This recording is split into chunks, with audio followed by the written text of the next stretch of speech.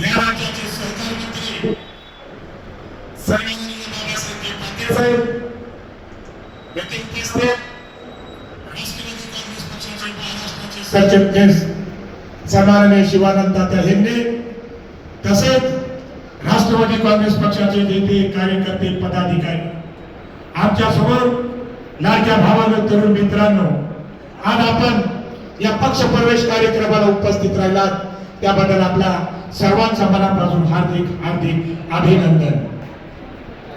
मी एक राष्ट्रवादी काँग्रेस पक्षाचा एक सामान्य कार्यकर्ता आहे। आमची बांधिलकी सामान्य माणसासोबत आहे। आमचा एकच पक्ष, एकच चिन्ह, एकच ध्येय, एकच धोरण, ते म्हणजे जनतेचा कल्याण, जनतेचा विकास। येणाऱ्या काळात आमची सर्वात मोठी जबाबदारी आहे। गरिबीला जात धर्म पंथ नसतो। विकास कामे करत असताना सन्माननीय आमदार बाबासाहेब पाटील साहेबांनी कधी जातीचा धर्माचा राजकारण केलेला नाही। राजकारण जाती धर्माचे मुद्दे जास्त काळ टिकत नाही। निवडणूक कोणतीही असो, सर्व समाज बांधवाचे मते निर्णायक ठरत असतात। हिंदू आणि मुसलमान या देशाचे दोन डोळे आहेत। एखाद्या व्यक्तीच्या एका डोळ्याला इजा जर झाली तर दुसऱ्या डोळ्यावर त्याचा परिणाम होतो। याचा अर्थ असा होतो, हिंदू आणि मुसलमान याच्यामध्ये तणाव आणि वैर वाढलं तर संपूर्ण देश कमकुवत होत असतो। याच माध्यमातून आज प्रत्येक जाती धर्माचा सामान्य माणूस गुन्हेगारी कसा जगला पाहिजे यासाठी आपण सर्वांनी प्रयत्न केला पाहिजे। अहमदपूर तापूर मतदारसंघ हा खरोखर विचाराचा मतदारसंघ आहे। या मतदारसंघात प्रत्येक जाती धर्माचा सामान्य माणूस गुन्हेगारी जीवन जगत आहे। शाहू फुले आंबेडकरांचे जे विचार आहेत त्या विचाराला ताकद देण्यासाठी आज आम्ही सन्माननीय आमदार बाबासाहेब पाटील साहेबांच्या सोबत राष्ट्रवादी काँग्रेस पक्षामध्ये मोठ्या उत्साहाने, मोठ्या जोमाने पक्षामध्ये आम्ही काम करत आहोत। सन्माननीय आमदार बाबासाहेब पाटील साहेबांनी विधानसभेची निवडणूक कशासाठी लढले? शेतकरी, शेतमजूर, गोरगरीब सामान्य माणसाला न्याय आणि त्यांना हक मिळवून देण्यासाठी निवडणूक लढले। नारी सुरक्षेच्या बाबतीत निवडणूक लढले।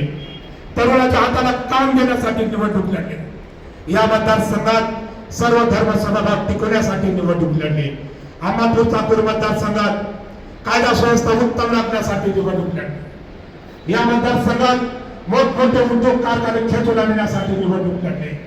या मतदारसंघाच्या अस्मितेसाठी निवडणूक लढली। या मतदारसंघात असंख्य विकास कामाच्या बरोबर सन्माननीय आमदार बाबासाहेब पाटील साहेब विधानसभेची निवडणूक जिंकले। आणि ज्या नेत्याला विकास काम करण्याची जाण आहे, क्षमता आहे, दृष्टी आहे, त्याच लोक नेत्याला या महाराष्ट्राचा सहकार मंत्री पदाची जबाबदारी देण्याचा काम तर कोणत्या योद्धाने केला असेल तर महाराष्ट्राचे उपमुख्यमंत्री सन्माननीय अजितदादा पवार साहेबांनी केलेला आहे। अहमदपूर तापूर मतदारसंघाचा विकास कामाचा अनुशेष भरून काढण्यासाठी आपली सर्वांची नजर आणि आशा सन्माननीय आमदार बाबासाहेब पाटील साहेबांकडे लागलेली आहे। या मतदारसंघाच्या विकास कामाच्या मॉडेलची ओळख आपले राजे देशात ओळख निर्माण करून देतील यात तीळ मात्र शंका नाही। आपले नामदार निवडणुकीपुरता बोलत नाहीत, जानते राजे ज्या ज्या वेळेस बोलतात त्यावेळेस विकास कामाच्या माध्यमातून करून दाखवतात। सन्माननीय आमदार बाबासाहेब पाटील साहेब विकास कामे करत असताना जनतेमध्ये जाऊन जनतेचे प्रश्न समजून घेत असतात आणि ते प्रश्न सोडवण्यासाठी अहोरात्र चळवळ करत असतात। काम करत असताना जात पात धर्म बघितला जात नाही।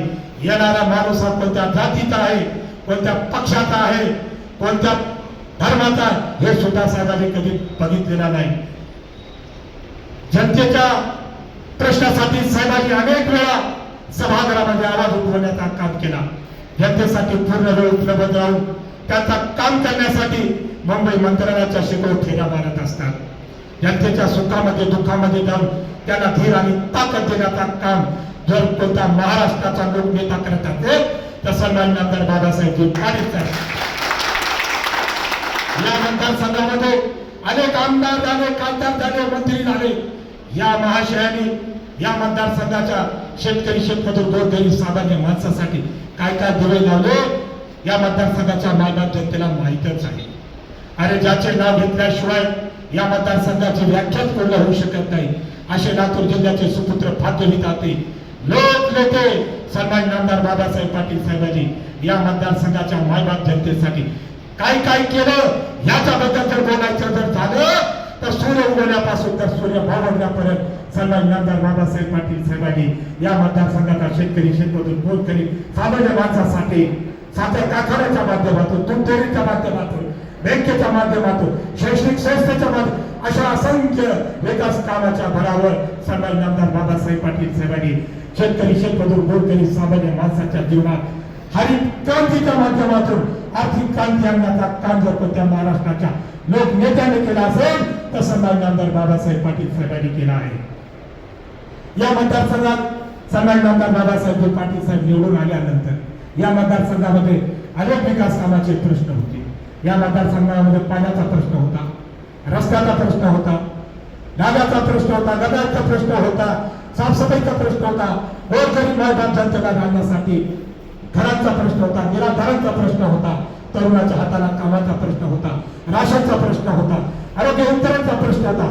अशा असंख्य विकास कामाच्या बाबतीत सन्माननीय आमदार बाबासाहेब पाटील साहेबांनी अतिशय प्रामाणिकपणे मुंबईच्या हाऊसमध्ये आपला आवाज बुलंद करून हजारो कोटी रुपये बजेट आणून या मतदारसंघाच्या खेड्याचा वाडी आणि तांड्याचा शहराच्या गल्ली आणि मोहराचा विकास कामाच्या माध्यमातून चेहरा आणि मोहरा बदलण्याचा काम जर कोणत्या योद्धाने केला असेल तर सन्माननीय आमदार बाबासाहेब पाटील साहेबांनी केलेला आहे. या लातूर शहराच्या प्रत्येक जाती धर्माच्या मायबाप जनतेचा लक्ष आता तिकडे लागलेला आहे.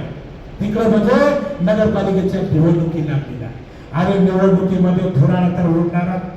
या धुराळ्याच्या माध्यमातून अहमदपूर नगरपालिकेच्या पहिल्या इमारतीवर राष्ट्रवादी काँग्रेस पक्षाचा घड्याळ या चिन्हाचा झेंडा मोठा गौरव होतो. या इथेच थांबतो. खूप खूप धन्यवाद. जय हिंद, जय महाराष्ट्र, जय राष्ट्रवादी.